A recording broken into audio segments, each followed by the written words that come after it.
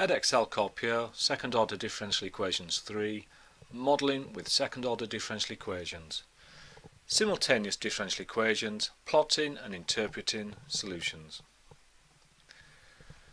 So in previous videos we've looked at a system of first order differential equations that we can see here, dx by dt and dy by dt forming the system.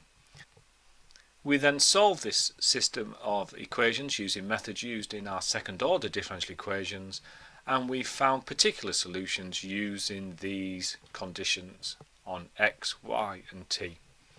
So this was our particular solution for x and our particular solution for y.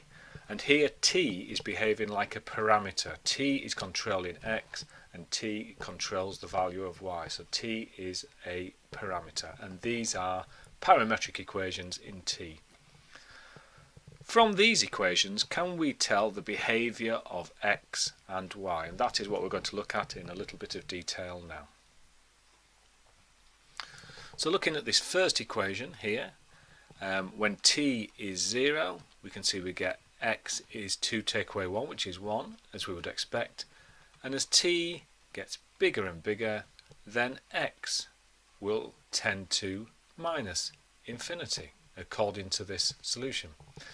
If we look at this solution, y equals 2 plus e to the t 2t, when t is 0 we get y is 2 plus 1, y is 3 as we would expect, and now as t gets bigger and bigger, then y gets bigger and bigger and tends to infinity. We can see our initial information there. When t is 0, x is 1, y is 3, and we can see as t gets bigger and bigger that y is increasing and x has gone negative. So x starts with a 1 and decreases exponentially, y starts with a 3 and increases exponentially over time.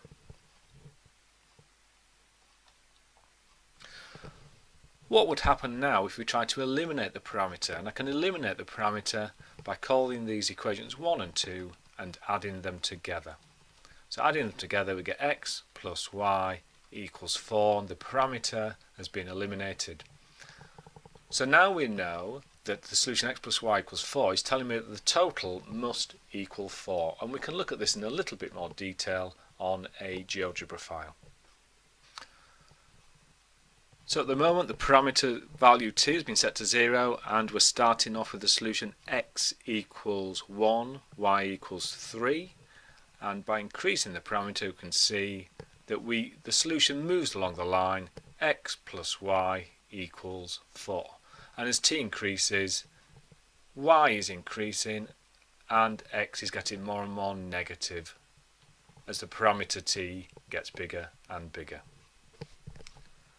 And that brings us to the end of second order differential equations 3, modelling with second order differential equations.